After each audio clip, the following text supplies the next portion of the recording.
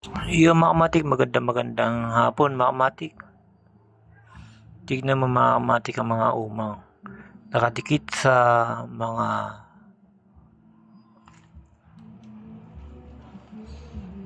bato mga kamatik.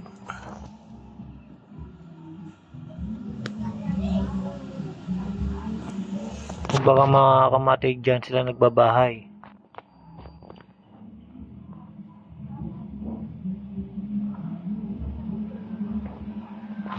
Yan mga kamatik, doon sila nagbabahay mga kamatik. Ito pang isa mga kamatik oh.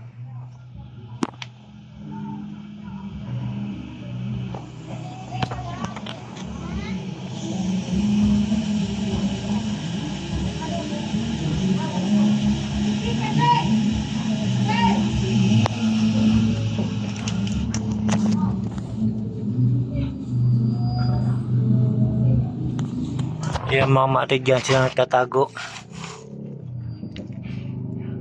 Kapit na kapit siya mga kamatik.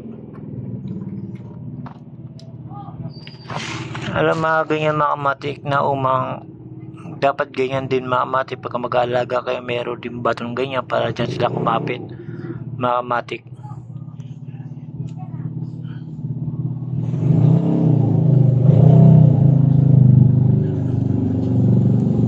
Ang umang na ito mga kamatik, maganda yung kanyang bahay. Medyo patusok-tusok para siyang nakapulupot na ano lang.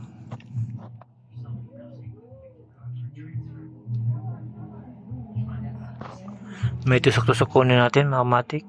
Kapit na kapit siya mga kamatik, di siya matanggal.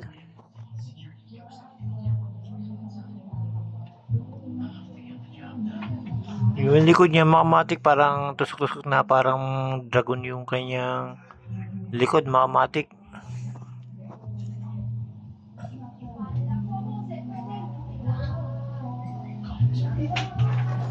Yung mga kamatik, meron pa dyan iba pang klase mga kamatik, pero na-tsempo lang natin to mga kamatik na nakatago sa bato mga kamatik.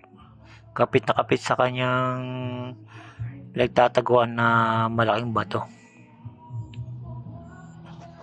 Ganyan mga kamatik, pagka mag-alaga kayo, kailangan ganyan din kalaking bato ilagay nyo sa aquarium mga kamatik. Aquarium mga kamatik, yun yung walang tubig, puro buhangin lang, saka yung mga may bahay siya. Para pagka lumaki siya mga kamatik, hindi na siya maghanap, nandun din mismo sa aquarium yung kanyang shell.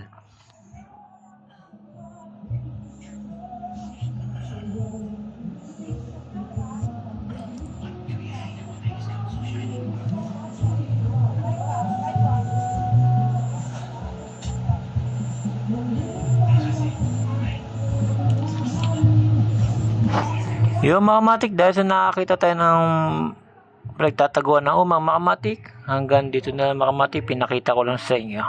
Salamat.